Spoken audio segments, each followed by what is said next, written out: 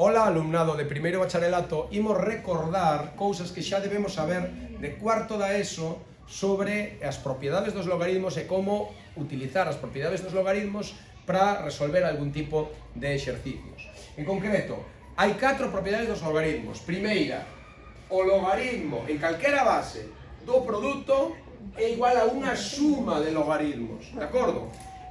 No sentido contrario tamén é certo, se me dan varios logaritmos sumados, eu podo escribilo como logaritmo do produto. Ás veces vai me interesar pasar dun lado a outro e outras veces do outro a outro. Algo semellante coa división. O logaritmo da división é igual á resta dos logaritmos. Ás veces danme unha resta e eu quero poñelo así, ás veces danme unha división e eu quero poñelo así. Imos ver un exercicio de cada tipo, onde necesito facer unha cousa ou a outra. A propiedade 3 é a propiedade de cambio de base, é a que permite coas calculadoras que só obteñen logaritmo en base 10 ou logaritmo en base e, o logaritmo neperiano, e calcular un logaritmo en calquera outra base. Logaritmo nunha base dun número é igual a logaritmo en outra base do número dividido entre o logaritmo en outra base da base inicial. A propiedade 4 é a propiedade do expoñente saltarín. Xa sabedes, este expoñente C pode pegar un salto e colocarse aquí diante. De acordo? Entón é o mesmo. O logaritmo dun expoñente, o expoñente pode colocarse multiplicando diante do propio logaritmo. Ben, usando todo iso, imos facer dous exemplos. No primeiro exemplo, dibuixado en azul, exercicio 1, dime que o logaritmo de x é unha suma e resta de logaritmos que vou necesitar agrupar nun único logaritmo para obter unha expresión do estilo logaritmo de x igual a logaritmo de algo. Entón x será ese algo. De acordo?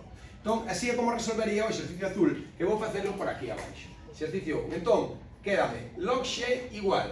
Ben, entón teño que ir agrupando. Fixadevos, aquí teño un número por un logaritmo. Vale, pois podo usar a propiedade de 4 do expoñente saltarín e o 4 colócase como expoñente do 2 e quédame log de 2 elevado a 4. Aquí teño un medio por un logaritmo. Ese un medio tamén pega un salto e coloca así como expoñente do 25 e polo tanto sería log de 25 elevado a 1 medio e finalmente log 5. Bueno, pois log 5.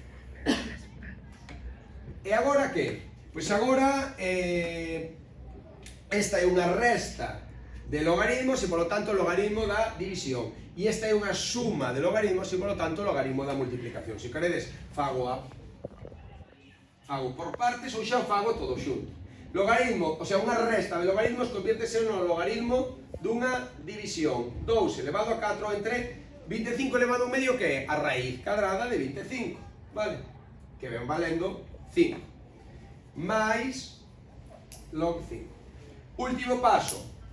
Logaritmo de x igual a... Fixadevos, agora teño unha suma de logaritmos e xa podo agrupalo todo como logaritmo do produto. Quedaríame logaritmo de 2 elevado a 4 por 5 dividido entre 5. Vale?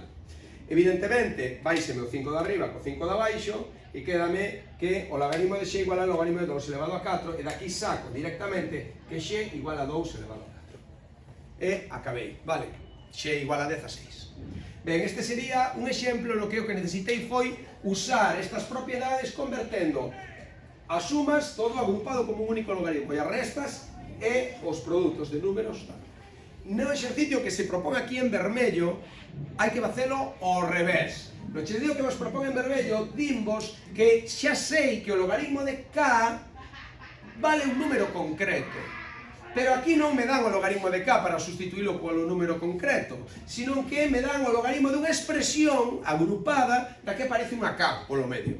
Entón teño que intentar escribir isto como se fose aillar o logaritmo de k, para que quede só o logaritmo de k. Ben, entón, borro por aquí abaixo e vou facer agora o exercicio vermello. Vale. Vale, sei que o logaritmo de k ten este valor e polo tanto teño que intentar escribir esa expresión como que quede só o logaritmo de k, sumando ou restando e outras cousas. Ben, vamos alá. Log. Ben, entón, aquí que hai?